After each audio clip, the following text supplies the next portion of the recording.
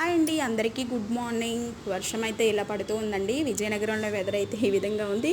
మీ దగ్గర కూడా ఇలాగే ఉందా? కామెంట్ బాక్స్లో కామెంట్ చేసేయండి. నిన్న 6 గంటలకు స్టార్ట్ అయిందండి వర్షము. ఇప్పటి వరకు పాపం వర్షానికి అయితే రెస్ట్ లేదు, ఇలా పడుతూనే ఉంది జల్లులు జల్లులు.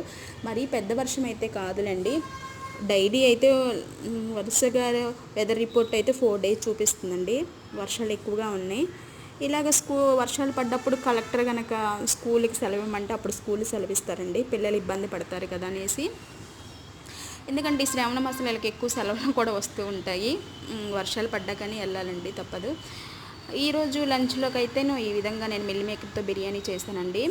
మిల్ మేకర్ బిర్యానీ చేసిన రోజు కర్రీస్ అయితే వాళ్ళకి కూడా బోరుగా ఉంటుంది కదండి. పాపం వర్షం కూడా పడుతుంది కదా అనేసి పులిహోరను కొంచెం మిల్ మేకర్ బిర్యానీ చేసి పెట్టానండి. రోజు కూరలతో బాక్సులు పెట్టిన వాళ్ళకి బోరుగా అనిపిస్తుంది కదా పాపం, అందుకనేసి ఈ విధంగా పెట్టానండి. పులిహోర అయితే మా ఇంట్లో రొటీన్ అండి.